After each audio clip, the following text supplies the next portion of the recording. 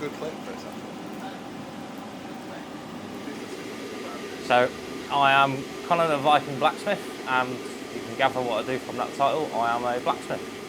I make pieces of art, customise, commission pieces. I do absolutely anything.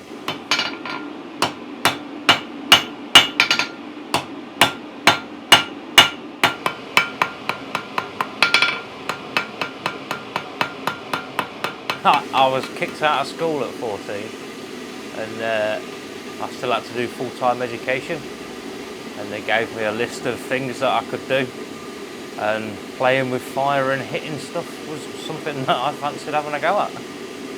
So that's what I did for 2.5 years, and I still do it now, 17 years later. I just like making stuff, that's what I like, you know, making stuff.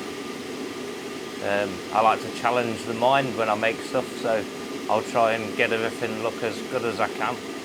And I do, everything's all done by hand as well, apart from the fly press. You know, I do most things by hand. So there's a bloke that I follow called Douglas Pryor. He does repoussé generally, but that sort of quality of work is what I try and achieve, is attention to detail, like little bits of lines behind the eyes of things, and you know, that sort of stuff. But generally I just strike the forge up and the steel tells me where it wants to go, you know. I just persuade it with an heavy hammer. Generally, if I can't do one thing in one, and on the first attempt, I'll try again. I did an elephant head, that took me 3 goes, you know. The owl took me 2 goes. Just keep trying, you know, persevere.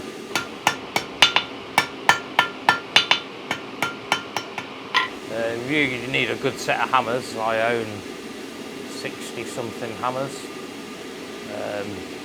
all various sizes, different shapes, you know, different tooling does different things.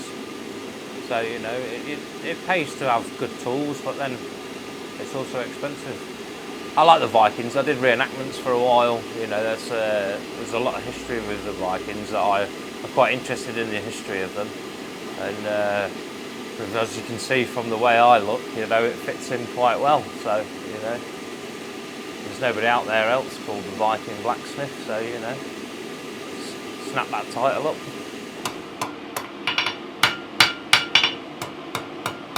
Oh, you know, the wife comes out here and we have a chat, and she loves everything that I make, and my little daughter comes and spends all day out here with me in her playpen by the door, and she loves it in here. And of course I love it in here, you know. This is my second home. I'll spend 8-9 hours a day in here sometimes, and I can get quite a lot of stuff made in them 8 hours. This is what I love doing, you know. I don't do it for the money, I do it for the look of satisfaction on people's faces. That's one thing that keeps me, you know, making the stuff that I make.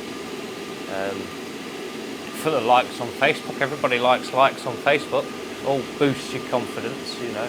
It's a good way to show people what you do, but then there's people out there that will steal photos of your work and try and pass it off as their own, and you know, it has its ups and downs, but it is I do get a lot of commissions through, you know, like social media and that, you know, so in one aspect it is good for me. It's a great stress reliever as well, you know, if you're feeling pent up inside and stuff, you know. Eat a bit of steel up and give it a smack, and it's amazing how calm you'll soon become. It's, yeah, give it a go. They see it on TV and it looks dead easy on TV, you know. Oh, look at him, he's made that knife, you know, in like 3 hours, and it's a lot harder than it looks, and practice is what it takes. You know, I've 17 years since I learned to do this, and you know, I practice a lot, and stuff goes wrong. I've got some items on behind the hammers there that don't do that again sort of pieces, you know, and other stuff turns out right, but you know, stuff that I've got out, like, you know, you just practice, and if you're happy with it, then, you know, next time make one that you'll be even happier with, you know. It's the way things go. It's very rare that I'm actually impressed with the stuff that I make myself. I am like my worst critic, but like the brass rose, that turned out quite well, and you know, like my owl, but my most favourite piece probably would have been the elephant. Somebody told me that it was impossible to make it without welding more steel on, and 3 attempts later, mate, in about 35 hours, I proved him wrong. The owl, I was forever telling my wife, you know, I'm never going to make that. I don't know how I'm going to do it, and you know, I've made an owl.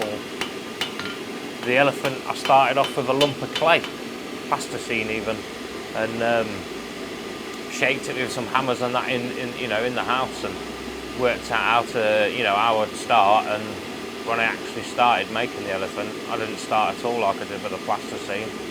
I started in a totally different approach, and it worked a lot better. I talk fast, mate.